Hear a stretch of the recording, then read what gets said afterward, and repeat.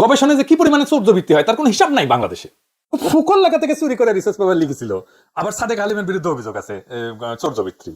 বাহাউদ্দিনের বিরুদ্ধে গবেষণায় চৌর্যবৃত্তির অভিযোগ আছে। মুবাশ্বের মোমেনের বিরুদ্ধে আছে। কতগুলো কবো আর। এমনকি ডক্টর ঈশানী চক্রবর্তী এবং জোবায়দা নাসরিন এই কাজ করেছে। জোবায়দা নাসরিন তো বড় বড় বাক্য ঝাড়ে, তাও চৌর্যবৃত্তি করছে।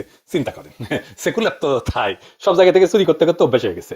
2022 সালে ফার্মেসি ডিপার্টমেন্টের আবুল কালাম লুৎফুল কবিরের পিএইচডি ডিগ্রি বাতিল করা হয়েছিল থিসিসে চৌর্যবৃত্তির অভিযোগ প্রমাণিত হয়। ইসলামের ইতিহাস সংস্কৃতি বিভাগের 2 শিক্ষকের ডক্টরেট ডিগ্রি বাতিল হয়েছে।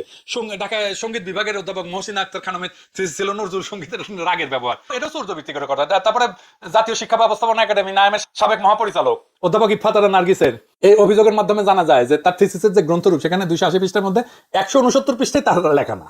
তারপরে 2013 সালে রাষ্ট্রবিজ্ঞানের প্রভাষক মোহাম্মদ নুরুদ্দিনের পিএইচডি ডিগ্রি প্রত্যাহার করছে ঢাকা বিশ্ববিদ্যালয় কর্তৃপক্ষ এই চৌর্যবৃত্তির কারণে। আবার ফার্সি ভাষা এবং সাহিত্য বিভাগের চেয়ারম্যান অধ্যাপক ডক্টর মোহাম্মদ বাহাউদ্দিনের বিরুদ্ধে এমফিল পিএইচডি চৌর্যবৃত্তির অভিযোগ করছিল 2020 সালে।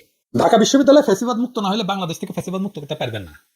আওয়ামী বামেরা ঢাকা বিশ্ববিদ্যালয়কে রক্ষা করছে যেন ঢাকা বিশ্ববিদ্যালয় মাদ্রাসা ব্যাকগ্রাউন্ড থেকে কেউ না আসতে পারে, ইসলামপন্থীরা যেন না ঢুকতে পারে, নন সেকুলার নন প্রগতিশীল কেউ যেন ঢুকতে না পারে, শিক্ষকতা করতে না পারে। এমনকি সলিমুল্লাহ খানের এখানে চাকরি হয়নি।